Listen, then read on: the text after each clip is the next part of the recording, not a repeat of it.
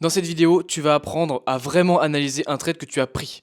Je pense sincèrement qu'il y a 95% des gens qui ne savent pas analyser leur trade. Ils prennent un trade, ils le mettent dans leur journal et terminé, ils l'analysent pas plus que ça. D'accord? Ils savent pas en sortir des conclusions qui vont leur servir pour s'améliorer dans leur trading. Ok? T'inquiète pas, si tu es là dans cette vidéo-là, je vais t'apprendre comment faire. On va voir 3 étapes. La première, qu'est-ce que tu dois mettre dans ton journal pour pouvoir vraiment analyser correctement.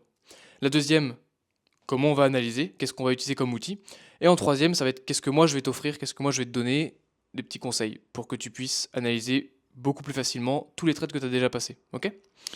On va commencer avec le premier, c'est le journal de trading. Dans ton journal de trading, il y a plusieurs choses que tu dois mettre. Il y a beaucoup de gens qui oublient de mettre le RR maximum atteint par leur trade, le RR touché et le RR de base. Ça, c'est quelque chose qu'il faut vraiment que tu mettes dans ton journal de trading. Il y a des gens qui oublient, il y a des gens qui le font pas parce qu'ils savent pas.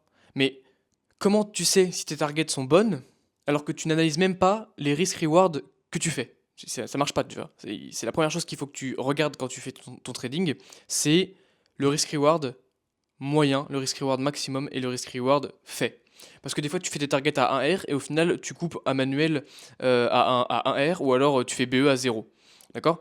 Et bah, il faut que tu regardes si ces trois moyennes, elles sont très différentes ou pas. Si elles sont très espacées, il y a plus de 1,5 R de différence, c'est que tu peux t'améliorer.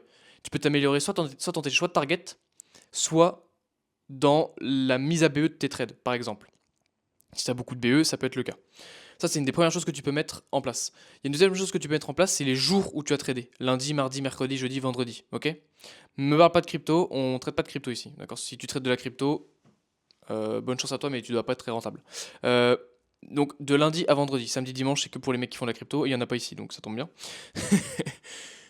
De lundi à vendredi, peut-être que tu vas analyser tes trades, mais peut-être que tu n'as jamais regardé, mais en fait, tu as 16% de win rate le lundi. Bah arrête de trader le lundi en fait, tu vois bien que ça te réussit pas, tu vois. Alors que peut-être qu'à l'inverse, tu as 72% de win rate le mercredi. Et bah essaye d'influencer un petit peu tes décisions pour que le mercredi, tu prennes plus de trades. Ou alors que tu mettes plus de... Alors pas forcément plus de risques, mais que tu prennes des trades avec plus de R le mercredi, parce que tu vois que généralement, tes trades du mercredi, mélangés avec ton RR max vis-à-vis de ton RR moyen que tu fais, il est améliorable, d'accord? Donc ça, c'est quelque chose que tu peux aussi voir. Tu peux mélanger deux statistiques entre elles. C'est super important. C'est pour ça que tu peux aller super loin et je pense que tu le fais pas, d'accord? C'est pour ça. Ça, c'est quelque chose qui est super important dans ton journal. Dans ton journal, ce qu'il faut que tu mettes aussi, en fonction du symbole que tu traites, si c'est un indice, des commodités, du forex, etc., il faut que tu mettes si c'est un sell ou un buy, un long ou un short. Parce qu'en fait, le problème, c'est que si tu es sur les indices américains, par exemple en 2024 et 2023, on a eu deux belles années haussières, ok? Si tu prends moitié de short, moitié de long, et que t'es pas rentable, bah c'est normal.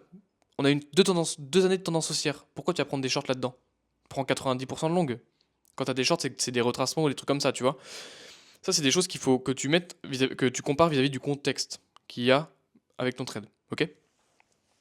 Ce que tu peux mettre dans ton journal et ce qui est obligé de faire, et ça je pense que ça tu le fais par contre, c'est mettre des screens. Mais attention, pas n'importe quel screen. Et c'est là que la différence elle se fait, c'est que tu dois mettre un screen au début de ton trade, un screen pendant le management du trade s'il y a, et un screen à la fin du trade. Et à chaque fois une petite phrase explicative, sans émotion, sans déblatérer ou quoi, juste, alors soit des bullet points des confluences que tu avais, soit une petite phrase qui résume le trade. En gros, une légende de ton image. Il faut que dans 6 mois, 1 an, 2 ans, 10 ans, quand tu vas regarder ton trade, que tu comprennes ce que tu as fait. En un clin d'œil, en une phrase, en 5 ou 6 bullet points, tu te dises, ok, voilà pourquoi j'ai pris mon trade et je suis d'accord, je comprends. Si tu mets pas de phrase, tu vas pas y arriver, d'accord? Ça va te servir à quoi? Ça va te servir à savoir si ton setup, il est vraiment viable ou pas. Si tu fais du trading discrétionnaire, et je pense que oui, j'espère en tout cas, parce que le trading mécanique, c'est comme les cryptos, hein, c'est pas ici. Euh, si tu fais du trading discrétionnaire, ton A plus setup, il sera pas exactement le même à chaque fois. Il y aura des choses en plus ou en moins de confluence, d'accord? Et tu verras peut-être des confluences supplémentaires arriver, des CISD qu'il n'y avait pas forcément dans ton A plus setup, mais là il y a un CISD. Ça fait sur 10 trades, tu as eu 4 CISD et c'est passé à chaque fois. Et quand t'as pas de CISD, les RR sont moins beaux, ou alors les mouvements sont moins beaux, c'est plus long, euh, ou alors tout simplement tu fais BE ou SL. Et bah, peut-être que rajouter un CISD à ton A plus setup, ça peut être super intéressant. Tu vois ce que je veux dire? Ça, c'est quelque chose qu'il faut que tu vois aussi. Mais ça, tu peux pas le savoir si tu ne mets pas les bullet points, donc les confluences sur lesquelles tu es rentré. Si tu mets juste une image, ça sert à rien. Si tu mets juste une phrase sans image, c'est pareil, c'est pas très visuel, on va pas très bien comprendre, ok? Autre chose, il faut que tu mettes le temps que tu passes en trade. Si tu fais du swing, c'est important que tu vois la moyenne à peu près de temps que tu passes en trade. Mais pareil, si tu fais du scalping ou de l'intraday. Si tu fais de l'intraday, il faut que tu vois si tes trades qui passent le mieux, c'est des trades qui durent 15 minutes, si c'est des trades qui durent 2 heures, c'est des trades qui durent 6 heures. Tu vois, si tes trades, ils ont un RR de 4, mais par contre, ils durent tous 6 heures et ils passent super bien, c'est nickel. Par contre, si tes trades, tu as toujours des RR de 4, au final, tu finis à BE ou ASL, ou alors tu fais 1 R et que tes trades, ils durent 5 heures, et ben il y a peut-être un truc à améliorer, tu vois. Voilà pour ça. Tout ça, c'est des choses que tu peux mettre dans ton journal qui peuvent te permettre d'analyser ton trading actuel, que ce soit ton plan, tes setups, ton risk management, et ça te permet d'améliorer le système. Le but, c'est d'avoir un système qui est très homogène, qui fonctionne très bien. Si t'as pas un système homogène, tu vas vraiment avoir du mal à trader sur le long terme. C'est normal. Tu vas pas aimer trader, ok? Et plus tu vas suivre tes propres règles, plus ce sera simple de les suivre et plus ce sera plus forcément des règles, mais juste c'est le quotidien, quoi, tu vois. Donc c'est important que tu mettes des choses en place pour analyser tes graphes et tes traits de prix. Sinon, bah, tu t'amélioreras pas en fait. Tu continueras. Tu essaieras en vain d'atteindre la rentabilité, mais si tu mets pas ça en place, tu n'y arriveras pas. La deuxième chose à mettre en place, c'est comment on analyse le trade en lui-même. Donc maintenant que tu as tous ces points et tout, il faut que tu mettes en place un système qui te permette de te poser des questions. Tu dois te poser des questions sur le pourquoi du comment tu as mis ce TP là. Pourquoi du comment tu as mis ABE à ce moment-là. Pourquoi du comment tu as mis ABE positif. Pourquoi du comment tu as fermé, clôturé manuellement ta position. Le pourquoi du comment t'as pas pris sur New York comme 90% de tes trades, mais là tu es allé sur London. Enfin voilà, tu vois, le choix de la paire, etc. Ça, c'est des questions que tu dois te poser qui sont pas forcément dans un premier temps dans ton journal, d'accord, sur des trucs à pré-remplir, d'accord. Par contre, c'est quelque chose qu'il faut que tu te poses en amont, pas en amont, après, en aval, en amont. Merde, je sais plus. Oh merde, bah, c'est pas grave. Que tu te poses après le trade. Après ton trade, tu dois te poser et tu dois te dire, ok, je réponds à toute cette liste de questions. Tu te fais une liste de questions générales et tu y réponds. Ça, c'est différent de ton journal, hein. Le journal, c'est juste de l'analyse. Longue, short, 2R, machin, des chiffres, des trucs comme ça, qui te permettent de savoir classer ton trade. D'accord. Tu classes ton trade dans des catégories, avec des stats. À la fin, tu sors des stats, tu vois, des pourcentages. Mais là, les questions que tu vas te poser, c'est plus sur ta psychologie vis-à-vis de ton trade, comment tu as fait, en fait.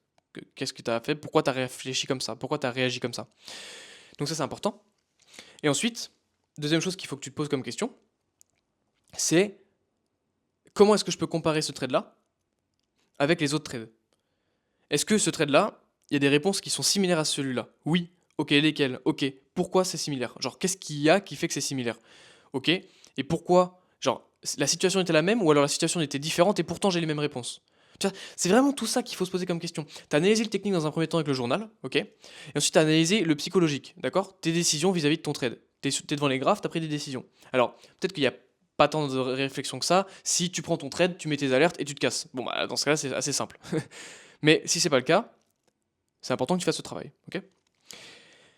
Et un dernier point, du coup, c'est mon petit conseil applicable. En fait, là, je t'ai donné 2 points. Maintenant, on va essayer de lier les deux, tout simplement. Voilà, c'est l'étape 3, on va lier les deux. Donc là, tu vas prendre un système qui s'appelle. Je suis en train de mettre en place un système qui s'appelle le Deep Review. En fait, c'est la phase 1 et la phase 2. Donc, on fait chacun à notre manière en trading, mais mise sous forme de mind map qui permet d'avoir visuellement les axes d'amélioration de chaque trade, les ranger ensuite dans des catégories. Genre, si tu as 150 trades, eh ben, ils seront tous classés, tu vois, par axe d'amélioration, par pourcentage, on va dire, genre une note sur 20, tu vois, de ton trade, à quel point il est bon. Euh, voilà, je suis encore en amélioration, etc. Mais ce que je sais, c'est que c'est extrêmement puissant parce que j'ai vraiment explosé mon trading là en quelques mois depuis que j'ai mis ça en place, depuis que je suis en train de mettre ça en place. Et c'est assez fort, vraiment assez fort. Donc, comment ça fonctionne? Comment ça fonctionne? Tu fais une même map, tu mets ton trade au milieu, et tu vas essayer de te poser toutes les questions que tu t'es posées à l'étape 2, tu les listes, d'accord? Tu en fais des barres, et tu essaies de les relier avec les points et les aspects techniques de l'étape 1, tout simplement. Par exemple, par exemple, ok, j'ai clôturé. Pourquoi j'ai. Non, j'ai clôturé manuellement à 1R, alors que j'avais target 3R. Pourquoi j'ai clôturé manuellement? Qu'est-ce qui m'a fait prendre cette décision de clôturer manuellement? Genre, techniquement, j'ai fait un R. Mais pourquoi? Parce que j'ai clôturé manuellement. Ok, bah manuellement, du coup, on va chercher pourquoi manuellement j'ai clôturé. Bah, peut-être que c'était 17h, fin de journée. Ok. Alors pourquoi j'ai pris le trade à quelle heure, tu vois? T'as pris le trade à 16h? C'est peut-être pas le plus optimal de prendre le trade à 16h, surtout si tu peux pas prendre 3 R parce que tu sais qu'à 17h c'est reversal. Donc on évite. La réponse elle peut être tout autre. Peut-être que tu avais plus confiance en ton trade arrivé à 1 R parce que ça avait du mal à pousser. Dans ce cas-là, c'était une bonne décision. Peut-être c'est pas forcément une mauvaise décision d'avoir clôturé à 1 R. T'as déjà clôturé à 1 R, ok? Donc c'est pas mal. Peut-être aussi que il y avait un CISD qui te montrait l'inverse. Pendant ton trade, tu as eu un CISD, un SHOSH, un MSS, un peu importe, j'en sais rien, qui te dit ah non en fait il fallait couper le trade. Et j'ai bien fait parce que c'est retourné à BE. Parfait.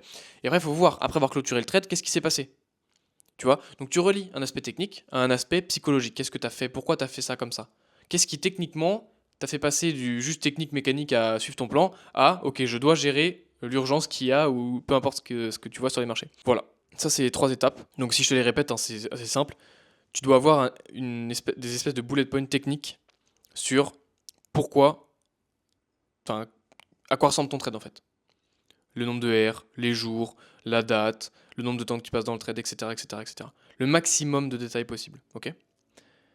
Ensuite, tu dois expliquer ton trade avec une phrase ou pareil des petits bullet points sur les confirmations que tu as eues pour prendre ton trade, ok? Qui doit toucher à un setup en particulier. A plus setup, A setup, peu importe, les setups que tu as, je m'en fiche. Et ensuite, en deuxième étape, tu dois te poser des questions sur tous les aspects psychologiques, pas émotionnels, hein, psychologiques. Ok, pourquoi j'ai réussi à... Enfin, pourquoi j'ai mis ABE à ce moment-là? Parce qu'il y avait ça. Ok, parfait. Bah du coup, ça peut être quelque chose que je vais suivre dans mon plan à chaque fois, tu vois, ça peut être intéressant. Pourquoi, machin, voilà. Tu dois te répondre à des questions. Tu fais une liste de questions, 5, 10 questions, ça suffit largement. Et tu dois y répondre. Voilà. Des fois, il y a des questions où il n'y a pas forcément besoin de réponse, d'accord? Mais c'est comme ça. Et ensuite, dernier point, tu lis les deux. Ok? 1 R au lieu de 3. Pourquoi? Parce que j'ai fait manuellement. Ok, bah là, t'as les deux. T'as l'étape 1 psychologique, l'étape 2 technique. Et maintenant, t'essaies de trouver un point émotionnel en fait à ça. Voilà. Ou alors un axe d'amélioration, peu importe. Mais quelque chose qui va te permettre d'améliorer ton trade. Ok? Bref, il y a plein d'autres choses à dire sur le journal, par exemple, ce que tu peux faire, ça c'est un petit bonus pour ceux qui sont restés, je pense que vous êtes 10% à peine. Ce que tu peux faire à la fin, c'est tu prends un screen, donc début, milieu, fin, et tu peux prendre un screen genre un jour après, voir ce que le marché a fait. Alors un jour après, ça dépend sur la time frame sur laquelle tu trades. Moi je trade en H4, H1, du coup un jour après ça va. Ça me permet de voir si mon trade, en fait, j'aurais pu avoir des R encore plus, ou si j'étais dans le bon mouvement, ou si c'était une prise de liquidité, ou voilà. Et ça permet d'avoir une compréhension beaucoup plus profonde du marché.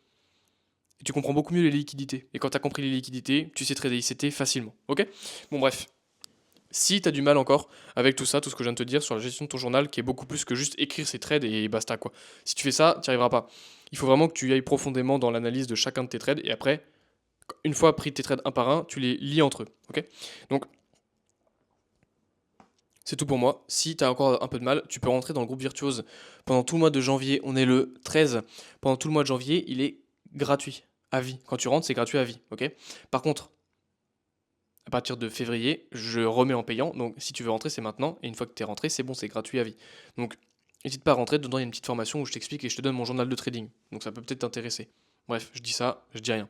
Et si tu as encore des problèmes en trading derrière et que tu souhaites que je t'aide dans ton trading à le structurer convenablement, bah pour qu'il soit parfait en fait, tout simplement, bah tu viens m'envoyer un DM sur Instagram ou dans Virtuose si t'es dans Virtuose et bah, j'essaie de voir pour t'aider dans ton trading tout simplement. Bref, sur ce, mon gars, je te laisse. Ciao.